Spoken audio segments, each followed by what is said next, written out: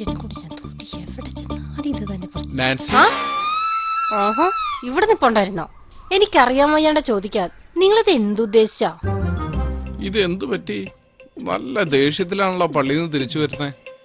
പള്ളി പോയി വരുമെന്ന് വെച്ചിട്ട് എനിക്കത് ദേഷ്യം വിട്ടുകൂടാന്നുണ്ടോ? ഞാൻ ചോദിച്ചതിന് ഉത്തരം പറ. എന്താ നിങ്ങളുടെ ഉദ്ദേശം? എന്റെ നാൻസി, എനിക്ക് അങ്ങനെ പ്രത്യേകിച്ച് ഉദ്ദേശമൊന്നുമില്ല. പരീക്ഷ കഴിഞ്ഞു സ്കൂൾ അടച്ചുകൊണ്ട് സ്കൂളിൽ പോകണ്ടല്ലോ. ആ പിന്നെ കുറച്ചു കഴിയുമ്പോ എനിക്ക് ആ വായനശാല വരെ ഒന്ന് പോണം. ഞാൻ അതേ കുറിച്ചൊന്നും അല്ല ചോദിച്ചത്. നിങ്ങളെ കുറിച്ച് മറ്റുള്ളവർ പറയുന്ന കേട്ട് എന്റെ തൊലി ഉരിഞ്ഞു പോയി. നിങ്ങൾ എന്നെ നാണം കടത്തി അടങ്ങത്തുള്ളോ? അതിനും മാത്രം ഇപ്പൊ ഇവിടെ എന്തുണ്ടായി? എന്താ ഉണ്ടായേന്നോ? നിങ്ങൾ കാരണം എനിക്കിപ്പോ പുറത്തിറങ്ങി നടക്കാൻ പറ്റാത്ത അവസ്ഥയാ. ഓരോ ദിവസവും ആളുകൾക്ക് നിങ്ങളെ കുറിച്ച് കുറ്റങ്ങൾ മാത്രമേ പറയാനുള്ളൂ. എന്റെ നാൻസി, നീ ഇങ്ങനെ ചൂടാവാതെ കാര്യം എന്താന്ന് വെച്ചാ പറ. കഴിഞ്ഞ ആഴ്ച നിങ്ങൾ എന്താ കാണിച്ചത്? ആ ജോബിനെ ഉപദേശിക്കാൻ അയാളുടെ ചെവി പിടിച്ച് തീരുമാനം നിങ്ങൾക്ക് ആരവകാശം തന്നെ? ഓ അതാണോ കാര്യം? ബെനിച്ചാൻ അതിനിങ്ങനെ നിസ്സാരമായിട്ടൊന്നും കാണണ്ട. ആ സാലി ചേച്ചി പറഞ്ഞപ്പോഴാ കാര്യങ്ങളൊക്കെ ഞാൻ അറിയുന്നേ. മറ്റുള്ളവരെ ഉപദേശിക്കാനും അവരെ ശിക്ഷിക്കാനും ബെനിച്ചാൻ ആരാ? ഒരാളുടെ ചെവി പിടിച്ച് തീരുമാനമൊക്കെ പറഞ്ഞ വേണേ കൈവച്ചൊന്നും തല്ലായിരുന്നില്ലേ? ഓ അത് ശരി. കൈവച്ച് തല്ലുന്നത് തെറ്റല്ല, ചെവിക്ക് പിടിച്ച് കിഴുക്കുന്നതാ തെറ്റ്. ആ അത് തന്നെയാ തെറ്റ്. സാലി ചേച്ചിക്ക് നിങ്ങളെയൊക്കെ പ്രായവും അറിവും ഉണ്ട്. അതുകൊണ്ട് തന്നെ ചേച്ചി പറയുന്നത് തന്നെ ശരി. ഇനിമേലും ഇങ്ങനെയൊന്നും ചെയ്തു പോരുത്, മനുഷ്യന്റെ നാണം കെടുത്താനായിട്ട്. പിന്നെ പള്ളിയിൽ നിന്ന് ഇറങ്ങി വരുന്നവരെ ഉപദേശിക്കരുതെന്ന് പറയാനല്ലേ? എനിക്കറിയാം, അതും സാലി ചേച്ചി നിന്നോട് പറഞ്ഞിട്ടുണ്ടാവും. ആ പറഞ്ഞിട്ടുണ്ട്. പള്ളിയിലെ കുർബാന കഴിഞ്ഞ് സാലി ചേച്ചി റോസി ചേച്ചിയും കൂടെ എന്തോ സംസാരിച്ചോണ്ടിരുന്ന നേരം അവര് മറ്റുള്ളവരുടെ കുറ്റം പറയാന്ന് വിചാരിച്ചല്ലേ നിങ്ങൾ അവരെ ഉപദേശിക്കാൻ ചെന്നേ? നാൻസി, ഞാനത് നേരിട്ട് കണ്ടതുകൊണ്ടല്ലേ. വേണ്ട, ബെനിച്ചായനൊന്നും പറയണ്ട. എനിക്ക് ബെനിച്ചായനേക്കാളും വിശ്വാസം സാലി ചേച്ചിയെ തന്നെയാ. ശരി, അങ്ങനെയെങ്കിൽ ഇനി ഞാൻ മറ്റുള്ളവരെ ഉപദേശിക്കാനും ചെവിക്ക് പിടിക്കാനും പോകില്ല. തീർന്നില്ലേ പ്രശ്നം? പോയി കഴിക്കാൻ എടുത്തു വെക്ക്. 10 മണിക്ക് മുമ്പ് എനിക്ക് വായനശാലയിൽ എത്തണം. അവിടെ ഒരു മീറ്റിംഗ് ഉണ്ട്. പിന്നെ ഓ ഇനി എന്താ നാൻസി, ഇത് രണ്ടും അല്ലാതെ നിനക്ക് നാണക്കേടുണ്ടാക്കുന്ന ഒരു പ്രവൃത്തി ഞാൻ ചെയ്തിട്ടില്ല. സാലി ചേച്ചി എന്നോട് പറഞ്ഞൊരു പ്രധാനപ്പെട്ട കാര്യം ഞാൻ ബെനിച്ചായനോട് പറഞ്ഞിട്ടില്ല. ബെനിച്ചാൻ ഈ മറ്റുള്ളവരെ സഹായിക്കുന്ന ഒരു വൃത്തികെട്ട ശീലമുണ്ട്. ഇനി മുതലേ അതങ്ങ് വേണ്ട. നമ്മൾ സമ്പാദിക്കുന്ന പണം അത് നമ്മുടെ ആവശ്യങ്ങൾക്കുള്ളതാ. അതങ്ങനെ നാട്ടുകാരെ സഹായിച്ചൊന്നും കളയണ്ട. അപ്പൊ ഇനി മുതൽ നമ്മൾ ആരെയും സഹായിക്കണ്ടെന്നാണ് സാലി ചേച്ചിയുടെ ഉപദേശം അല്ലേ? സാലി ചേച്ചി പറഞ്ഞാലും കാര്യമില്ലേ? മറ്റുള്ളവരെ സഹായിച്ചിട്ട് നമുക്കെന്ത് കിട്ടാനാ? സാലി ചേച്ചിയൊക്കെ കണ്ടുപഠിക്കണം. 1 രൂപ പോലും വിട്ടു കളിക്കില്ല. അതുകൊണ്ടെന്താ ഈ നാട്ടിലെ ഏറ്റവും വലിയ പണക്കാരല്ലേ അവരിപ്പോ. സാലി ചേച്ചി ഓരോ കാര്യങ്ങൾ പറഞ്ഞു തരുന്നതേ അത് നമ്മുടെ നന്മയ്ക്ക് വേണ്ടിട്ടാ. ബെനിച്ചായനതൊരു പുച്ഛം. ഇനി ബെനിച്ചാൻ ആർക്കെങ്കിലും 1 രൂപയെങ്കിലും കൊടുക്കുന്നുണ്ടെങ്കിൽ അതെന്നോട് ചോദിക്കാതെ ചെയ്യരുത്. ശരി, ഇനി നിന്നോട് ചോദിക്കാതെ ഞാൻ ആർക്കും ഒരു സഹായം ചെയ്യില്ല. തീർന്നില്ലേ പ്രശ്നം? ഇവളിങ്ങനെ തുടങ്ങിയ ഞാൻ എന്ത് ചെയ്യും? കുറെ പണം ഉണ്ടെങ്കിൽ എന്തു ആവാന്ന് വിചാരിക്കുന്ന കുറെ ആളുകളും. അതേടാ, പണം ഉണ്ടേ ഈ ലോകത്ത് എന്തു ആകാം. എങ്ങനെയും കുറെ പണം ഉണ്ടാക്കണം. പണം ഉണ്ടാക്കണമെന്ന് എനിക്കും ആഗ്രഹം ഉണ്ടടാ. പക്ഷെ എന്താ ഒരു മാർഗം? നമുക്ക് എന്തെങ്കിലും ഒരു ബിസിനസ് തുടങ്ങിയാലോ? അത് നല്ല ഐഡിയ. പക്ഷെ ബിസിനസ് തുടങ്ങാനുള്ള കാശിന് എവിടെ പോകും? അതൊരു പ്രശ്നമാ. പിന്നെന്താ ഒരു വഴി? ഒന്ന് പണക്കാരനാകാൻ പറ്റിയിരുന്നെങ്കിൽ എന്ത് രസമായിരുന്നേനെ. എന്ത് സുഖമുള്ള ജീവിതമായിരിക്കും. ഇതാ മുതലാളിക്ക് കൊടയും പിടിച്ച് അയാളുടെ വായിലിരിക്കുന്നത് കേട്ട് മടുത്തു. ചില സമയം ഓർക്കും മുതലാളി അങ്ങ് കൊന്നാലെന്താ. ഒരു ഐഡിയ കിട്ടിയടാ. നമുക്കാരെങ്കിലും തട്ടിക്കൊണ്ടു പോവാം. എന്നിട്ട് അവരുടെ വീട്ടുകാരോട് പണം ആവശ്യപ്പെടാം. എങ്ങനെ? അത് വേണോ? ഭയങ്കര റിസ്ക് അല്ലേ? അവര് പോലീസിലിങ്ങനെ അറിയിച്ചാൽ ബാക്കിയുള്ള നമ്മുടെ ജീവിതം ജയിലിലാവും. റിസ്ക് എടുക്കാതൊന്നും പണക്കാരനാകാൻ പറ്റില്ല. ഞാൻ എന്തായാലും തീരുമാനിച്ചു. എന്ത് തരികിടപ്പണി കാണിച്ചിട്ടാണേലും എനിക്ക് പണക്കാരനാകണം. എടാ, എനിക്കും അങ്ങനെ ഒരു ആഗ്രഹമുണ്ട്. നീ റിസ്ക് കുറവുള്ള എന്തെങ്കിലും ഒരു കാര്യം ആലോചിക്ക്. ചുരുക്കി പറഞ്ഞ കൈ തന്നെ അതെ മീൻ പിടിക്കണം.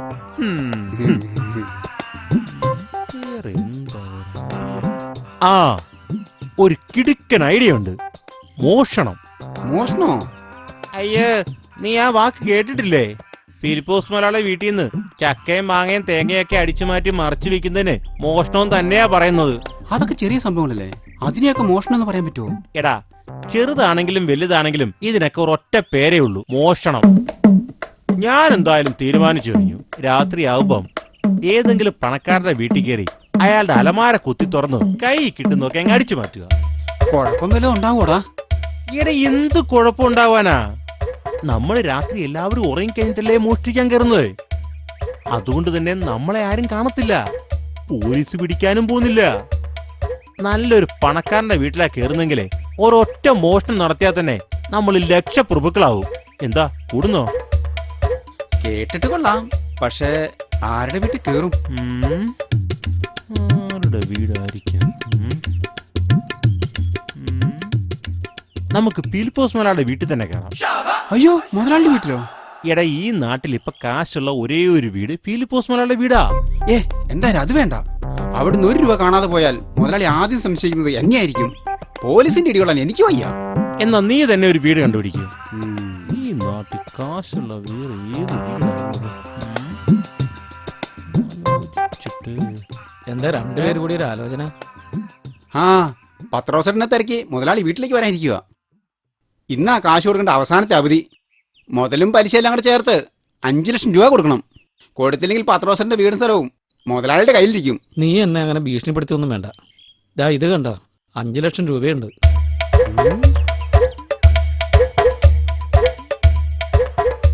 എന്റെ മോൻ അന്യനാട്ടിൽ കിടന്ന് കഷ്ടപ്പെട്ടും കടം മേടിച്ചും അയച്ചു തന്ന കാശാണിത്. ഇത് ഇന്ന് തന്നെ നിന്റെ മുതലാളിക്ക് കൊടുത്തിട്ട് എന്റെ പുരയിടത്തിന്റെ ആധാരം തിരിച്ചു മേടിക്കണം. മുതലിന്റെ ഇരട്ടിയാ പലിശയായിട്ട് അയാൾ എന്റെ ഇത് മേടിച്ചത്. ഇത് കൊടുത്തിട്ട് എനിക്ക് 2 വർത്താനം പറയാനുണ്ട്. മുതലാളി ഒരു ദുഷ്ടനാ പത്രോസേട്ടാ. ചേട്ടൻ ചെല്. എടാ, എനിക്ക് വേറൊരു ഐഡിയ തോന്നുന്നു. പത്രോസേട്ടന്റെ കയ്യിൽ ഇപ്പൊ 5 ലക്ഷം രൂപയുണ്ട്. നമുക്ക് തട്ടിയെടുത്താലോ? ഓടാ, നമ്മളാണ് ആ പണം തട്ടിയെടുത്തെന്ന് പത്രോസേട്ടൻ എല്ലാവരോടും പറയില്ലേ? ഇട, നമ്മൾ അതിന് ഈ കോലത്തിലല്ലല്ലോ പോകുന്നത്.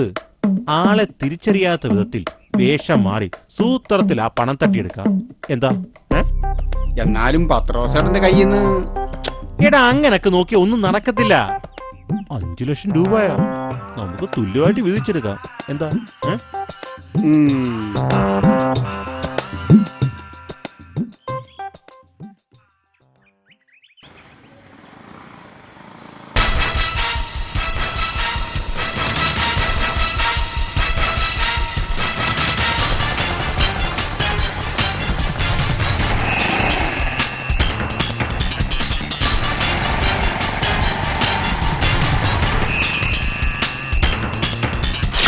അയ്യോ, എന്റെ പണം, എന്റെ പണം! എടാ, എടാ കൊണ്ടുപോലെടാ! എടാ, എന്റെ പണം എടാ കൊണ്ടുപോലെടാ! അയ്യോ, എന്റെ ദൈവമേ! നീ എന്തുവാടാ പത്രോസേ പറയുന്നേ? നിന്റെ കയ്യിൽ നിന്ന് പണം ആരാ തട്ടിപ്പറിച്ചു കൊണ്ടുപോയിന്നോ? അതും നമ്മുടെ ഈ നാട്ടിൽ വെച്ച്? സത്യം മുതലാളി, ബൈക്കിന് വന്ന 2 പേരെ എന്റെ നിന്ന് പണം തട്ടിപ്പറിച്ചു കൊണ്ടുപോയത്. ഏടാ മോനെ പത്രോസേ, നിന്റെ ഈ അടവൊക്കെ നിന്റെ കയ്യിൽ വെച്ചാ മതി. എനിക്ക് കാശ് തരാതിരിക്കാനുള്ള അടവല്ലേ ഇതൊക്കെ? അയ്യോ മുതലാളി, ഞാൻ എന്തിനാ കള്ളം പറയുന്നത്? മുതലാളിക്ക് തരാനുള്ള 5 ലക്ഷം രൂപയായിട്ടാ ഞാൻ വന്നത്. അതാ അവര് തട്ടിപ്പറിച്ചുകൊണ്ട് പോയത്. ഇതൊക്കെ ഞാൻ വെള്ളം തൊടാതെ വിഴുങ്ങണമായിരിക്കും. ഇന്ന് വൈകിട്ട് 5 മണി വരെ നിനക്ക് സമയമുണ്ട്. അതിനുള്ളിൽ എനിക്ക് തരാനുള്ള മുഴുവൻ പണം തന്നില്ലെങ്കിൽ നിന്റെ വീടും സ്ഥലവും എന്റെ പേരിലായിരിക്കും. അത് നീ മറക്കണ്ട. ദയവ് ചെയ്ത് മുതലാളി എനിക്ക് കുറച്ച് സാവകാശം തരണം. നീ ചുമ്മാ ആളെ മെനക്കെടുത്ത് പോവാൻ നോക്കുക പത്രോസേ. മുതലാളി വന്നോ? എവിടെ ആയിരുന്നടാ ഇത്രയും നേരം? ഇന്ന് തേങ്ങടേണ്ട ദിവസാ. വല്ല ഉത്തരവാദിത്വം ഉണ്ടോ നിനക്ക്? മുതലാളി, എന്റെ കാര്യം... ഓ, ഇവനെ കൊണ്ട് വലിയ ശല്യമായല്ലോ. നിന്റെ കണ്ണിൽ കഥകളൊന്നും എനിക്ക് കേൾക്കണ്ട. എനിക്ക് തരാനുള്ള കാശ് നീ എങ്ങനെങ്കിലും ഒപ്പിച്ചു തരണം. കാശ് തരാതിരിക്കാനുള്ള പുതിയ അടവുമായിട്ട് അവൻ ഇറങ്ങിയിരിക്കുക. എനിക്ക് തരാനുള്ള 5 ലക്ഷം കൊണ്ടുവരുമ്പോഴേ ബൈക്കിൽ വന്ന 2 പേര് പൈസ തട്ടിപ്പറിച്ചു കൊണ്ടുപോയിന്ന്. ബാബു, നീ കണ്ടതല്ല എന്റെ 5 ലക്ഷം രൂപ ഇരിക്കുന്നത്. നീ കണ്ടോടാ? കണ്ടോന്ന് ചോദിച്ചാ പൈസ ഞാൻ നേരിട്ട് കണ്ടില്ല. കവർണാത്ത് 5 ലക്ഷം രൂപയാന്ന് എന്നോട് പറഞ്ഞു. ആദ്യം ഇവൻ ചുമ്മാ കള്ളം പറയുന്നതായിരിക്കും. ഞാൻ കള്ളം പറഞ്ഞൊന്നുമല്ല. എന്റെ 5 ലക്ഷം രൂപ ഉണ്ടായിരുന്നു. എന്തായാലും ഞാൻ പോലീസിന് ഒരു കംപ്ലൈന്റ് കൊടുക്കാൻ പോവാ. എന്തിന്? അതും വെച്ച് ഒരു പ്രയോജനവും ഉണ്ടാകാൻ പോകുന്നില്ല. പിന്നെ എന്റെ പണം പൊക്കോട്ടെന്ന് വിചാരിക്കണോ? മുതലാളി, എനിക്ക് കുറച്ച് സാവകാശം തരണം. ആ പണം തിരിച്ചു കിട്ടിയാൽ ഉടനെ തന്നെ ഞാൻ മുതലാളിക്ക് കൊണ്ടുതരാം. പത്രോസേ, നിന്റെ കയ്യിൽ നിന്ന് പണം വരുന്നതോ പോകുന്നതോ ഒന്നും എനിക്കൊരു പ്രശ്നമല്ല. ഇന്ന് 5 മണിക്ക് മുമ്പേ എന്റെ പണം തന്നിരിക്കണം. ഇല്ലെങ്കിലേ ആ വീടും സ്ഥലവും എനിക്കുള്ളതാ. നാളെ തൊട്ട് താമസിക്കണമെങ്കിലേ വേറെ സ്ഥലം അന്വേഷിച്ചോ. വാട ബാബു. ആ ദേ, എന്തായാലും പോലീസ് കംപ്ലൈന്റ് കൊടുക്കാനൊന്നും പോകണ്ട കേട്ടോ. ബാബു. ഓ ദേ വരുന്നു. പത്രോസേട്ടാ, ഇത്ര എമൗണ്ട് ഒക്കെ ഞാൻ എവിടെ നിന്ന് ഉണ്ടാക്കാനാ? പത്രോസേട്ട ഒരു കാര്യം ചെയ്യും, വേറെ ആരോടെങ്കിലും ഒന്ന് ചോദിക്ക്. ഞാൻ ഇനി വേറെ ആരോട് ചോദിക്കാനാ? പരിചയക്കാർ ഒരുപാട് പേരോട് ഞാൻ ചോദിച്ചു, എല്ലാവരും കൈമലർത്തുക. ഇന്ന് പീലിപ്പോസ് മുതലാളിക്ക് കാശ് കൊടുത്തില്ലെങ്കിൽ നാളെ അയാൾ എന്നെ വീട്ടിൽ നിന്ന് ഇറക്കി വിടും. കാര്യമൊക്കെ ശരിയാ പത്രോസേട്ടാ, പക്ഷെ ഇത്രയും കാശൊക്കെ ഞാൻ എവിടെ നിന്ന് ഉണ്ടാക്കാനാ? വീട്ടു ചെലവും മക്കളുടെ പഠിത്തമൊക്കെ ആയിട്ട് മാസം നല്ലൊരു എമൗണ്ട് വേണം. എനിക്ക് കിട്ടുന്നത് വെച്ച് ഞെങ്ങി ഞെരുങ്ങിയാ ഞങ്ങൾ കഴിയുന്നത്. ഞാൻ പോലീസിൽ കംപ്ലൈന്റ് കൊടുത്തിട്ടുണ്ട്. ആ പണം തിരിച്ചു കിട്ടിയാൽ ഉടനെ തന്നെ ജോണിക്ക് ഞാൻ പണം തന്നോളാം. എന്നെ ഒന്ന് വിശ്വസിക്ക്. എന്റെ പത്രോസേട്ടാ, ഇത് വിശ്വാസക്കുറവിന്റെ പ്രശ്നമൊന്നല്ല, എന്റെ കയ്യിൽ ഇല്ലാഞ്ഞിട്ടല്ലേ. എനിക്ക് പോയിട്ട് കുറച്ച് തിരക്കുണ്ട്, വരട്ടെ. ജോണി,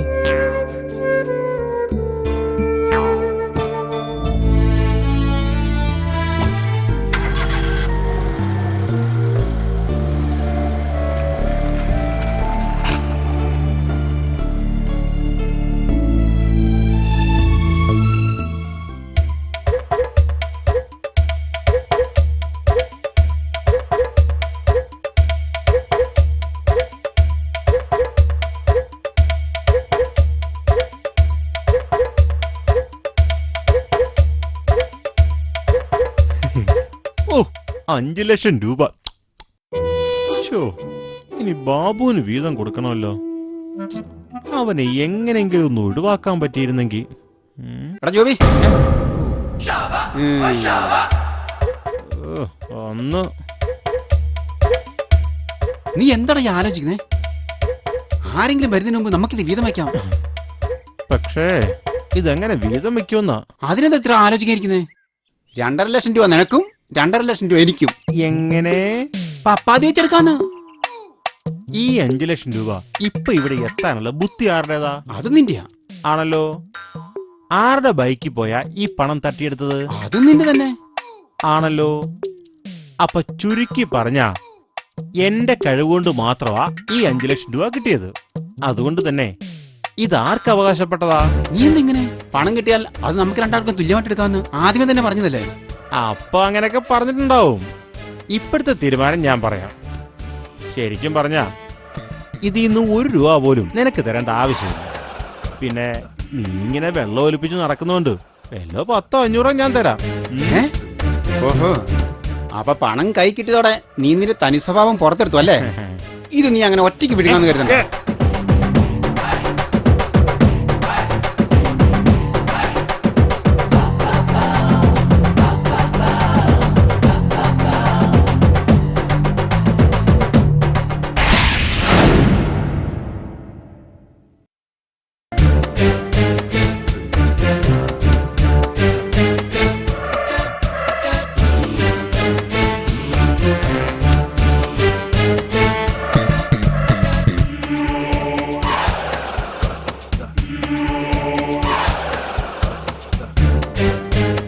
അപ്പൊ നിങ്ങളാണല്ലേ എന്റെ പണം തട്ടിപ്പറിച്ചുകൊണ്ട് പോയത്? അതിനെ പത്രോസേട്ടാ എന്നതാണെന്ന് മിണ്ടരുത്. വെച്ചാൽ 2 പിടിച്ച് പോലീസിൽ ഏൽപ്പിക്കാൻ വേണ്ടത്. എന്റെ മര്യാദ കൊണ്ട് മാത്രം ഞാനത് ചെയ്യുന്നില്ല. ഇത് സത്യമുള്ള പണാ. അതുകൊണ്ട് തന്നെ ഇത് എന്റെ കയ്യിൽ തിരികെ കിട്ടിയത്. നിന്റെ അതിമോഹം കാരണം ഇങ്ങനെയൊക്കെ സംഭവിച്ചത്. ഒറ്റയ്ക്ക് മുഴുവൻ വിഴുങ്ങാനായിരുന്നില്ല പ്ലാൻ. നീ അനുഭവിച്ചോ?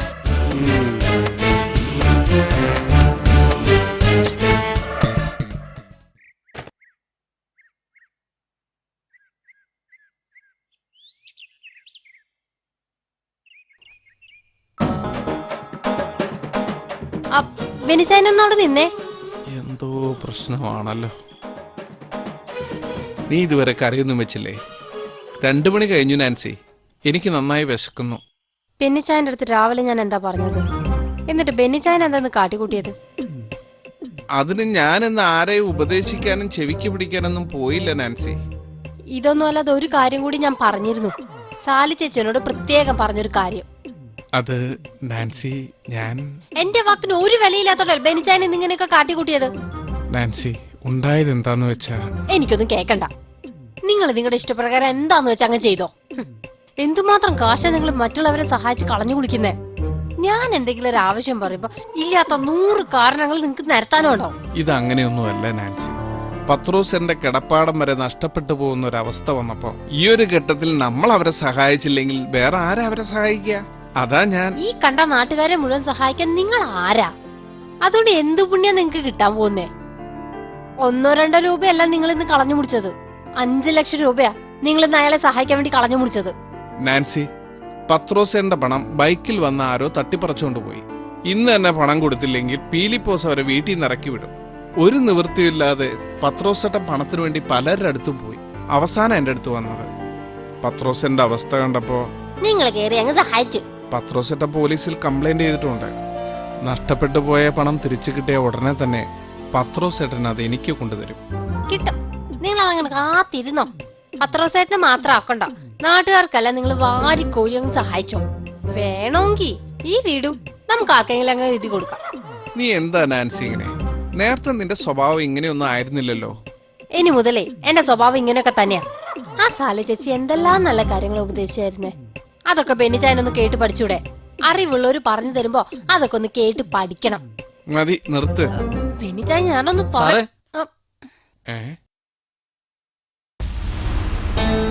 വീടെന്തെങ്കിലും സഹായം ചോദിക്കാനായിരിക്കും. ചുമ്മാ എന്താ പത്രോസേട്ടാ? ദാ സാറേ, ഞാൻ സാറിന്റെ ഇന്ന് മേടിച്ച പണം മുഴുവനും ഉണ്ട്.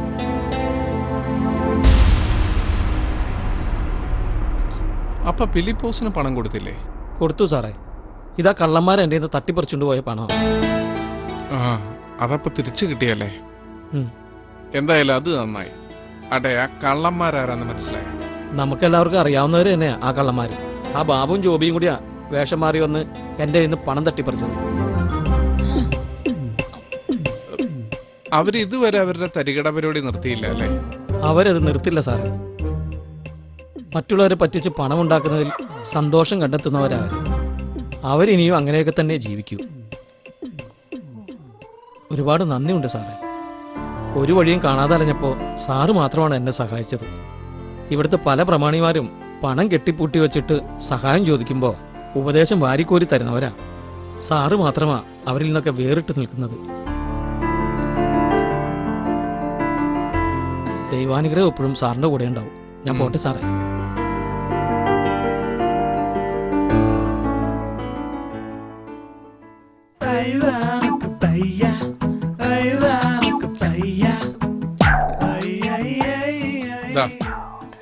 ഞാൻ പത്രോസേട്ടന് കൊടുത്ത 5 ലക്ഷം രൂപ ഇത് ഇനി നീ വെച്ചോ. വേണ്ട ബെന്നിച്ചായ, ഇത് ബെന്നിച്ചായന്റെ കയ്യിൽ തന്നെ ഇരിക്കട്ടെ. നാൻസി, ഇനി മുതൽ ഞാൻ നീയും നിന്റെ സാലിച്ചേച്ചും പറഞ്ഞ അനുസരിച്ചേ ജീവിക്കുന്നുള്ളൂ. എന്താ?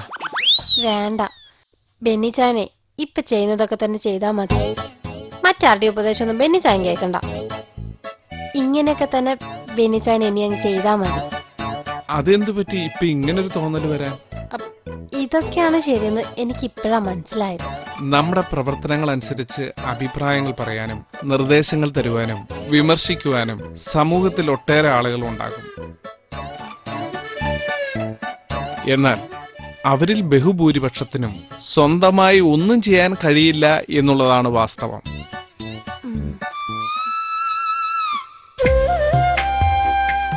ഈ നോമ്പ് കാലത്ത് പള്ളി പോവുകയും നോമ്പ് നോക്കുകയും ചെയ്യുന്നതുകൊണ്ട് മാത്രം നാം ഓരോരുത്തരും ക്രിസ്തുവിന്റെ അനുയായികളായി മാറുന്നില്ല. മറ്റുള്ളവർക്ക് വേണ്ടി സ്വന്തം ജീവൻ ത്യാഗം ചെയ്ത അവിടുത്തെ സ്നേഹം പിന്തുടരുന്ന നാം സ്വന്തം സോദരന് വേണ്ടി എന്ത് ത്യജിക്കാൻ തയ്യാറാകുന്നു എന്ന് ആത്മപരിശോധന നടത്തേണ്ട സമയമാണിത്. പണമായാലും വസ്ത്രമായാലും ഭക്ഷണമായാലും നമ്മുടെ ഒരു ചെറു പുഞ്ചിരിയായാൽ പോലും മറ്റുള്ളവർക്ക് നൽകുമ്പോൾ അത് ഇരട്ടിയായി നമുക്ക് തിരികെ ലഭിക്കും. അതിനാൽ സമ്പത്ത് സ്വരുക്കൂട്ടി വെക്കാതെ, സഹായം ചോദിച്ചു വരുന്നവരെ വെറും കൈയോടെ മടക്കി അയക്കാതെ, കൈയും മനവും നിറയെ വാരിക്കോരി കൊടുക്കുവാനുള്ള നല്ല മനസ്സിന്റെ ഉടമകളായി നമുക്ക് ഓരോരുത്തർക്കും മാറാം. ഏഴയും പാപിയുമാമെന്നെ ഇത്രമേൽ സ്നേഹിച്ച നാഥ, നിന്റെ സ്നേഹം അലിവുള്ള സ്നേഹം യോഗ്യത നോക്കാതെ നൽകി. ഏഴയും പാപിയുമാമെന്നെ ഇത്രമേൽ സ്നേഹിച്ച നാഥ, നിന്റെ സ്നേഹം അലിവുള്ള സ്നേഹം യോഗ്യത നോക്കാതെ നൽകി.